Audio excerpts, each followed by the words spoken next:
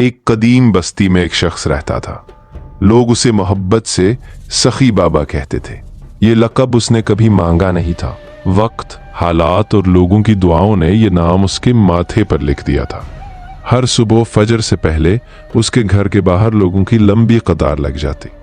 کوئی اپنی بیٹی کے نکاح کے لیے مدد مانگتا، کوئی بیماری کے علاج کے لیے، کوئی سفر کے خرچ کے لیے اور کوئی صرف ایک وقت کی روٹی کے لیے۔ وہ دروازہ کھولتا تو مسکرا کر سب کو اندر بلاتا، کسی کو خالی ہاتھ واپس نہیں جانے دیتا تھا۔ شام ہو جاتی، چراغ جل اٹھتے، مگر اس کے دروازے پر دستک دینے والوں کی تعداد کم نہ ہوتی۔ لوگ حیران رہتے کہ آخر اس کے دل میں اتنی نرمی کہاں سے آتی ہے۔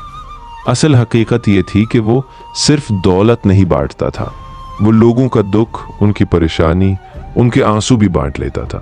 ہر رات جب وہ سوتا تو اسے ایک عجیب خواب آتا، ایک نور سے بھرپور منظر اور ایک پرسکون چہرے والی ہستی اس کے سامنے آتی۔ وہ مسکرا کر کہتی، آج تمہاری سخاوت قبول ہوئی ہے۔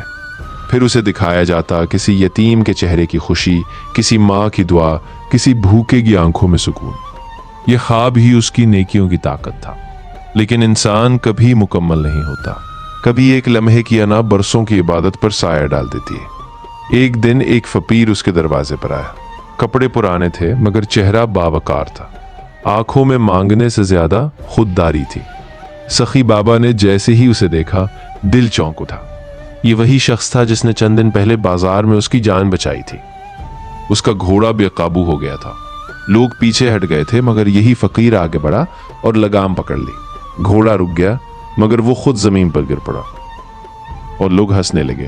یہ واقعہ اس کے دل میں چپ گیا تھا۔ اس دن جب فقیر مدد مانگنے آیا، اس کے دل میں انا نے سر اٹھایا۔ اس نے فقیر کو بار بار قطار بدلوا دیا، کبھی ادھر کبھی ادھر۔ پورا دن یہی کھیل چلتا رہا۔ فقیر خاموش رہا، نہ شکایت، نہ ناراضی، نہ بے صبری۔ شام ہوئی، لوگ چلے گئے اور وہ فقیر خالی ہاتھ واپس لوٹ گیا۔ اس رات خواب بدل گیا۔ ایک عظیم دربار سجا ہوا تھا، روشنی ہی روشنی تھی، مگر آج جب وہ آگے بڑھا تو وہ نورانی ہستی اس سے منہا مڑ گئی۔ وہ دائیں گیا، نظر ہٹ گئی، وہ بائیں گیا، رخ بدل گیا۔ پہلی بار اسے لگا کہ آج اس کی جگہ یہاں نہیں۔ پھر اس نے دیکھا وہی فقیر سامنے کھڑا ہے۔ ہستی نے اسے قریب بٹھایا اور کہا، آج اس کا صبر قبول ہوا ہے۔ وہ گھبرا کر جاگ گیا، پسینے میں بھیگا ہوا، کانپتا ہوا اسی وقت گھر سے نکل پڑا۔ رات بھر شہر چھان مارا، فقیر کہیں نہ ملا۔ صبح کوتوال نے بتایا وہ رات ہی شہر چھوڑ گیا تھا۔ وہ گھوڑا دوڑاتا شہر سے باہر نکل گیا۔ کئی میل دور ایک سنسان راستے پر اسے وہ شخص مل گیا۔ وہ گھوڑے سے اترا اور پہلی بار کسی غریب کے سامنے جھک گیا۔ مجھے معاف کر دو، واپس چلیو، جو چاہو دوں گا۔ فقیر مسکرایا، اگر آپ کل ایسا نہ کرتے تو شاید میں عمر بھر لوگوں کے دروازوں پر کھڑا رہتا۔ اس نے کہا، معافی تو آپ مجھے دیں، میں آپ کا شکریہ ادا کیے بغیر جا رہا تھا۔ سخی بابا حیران رہ گیا۔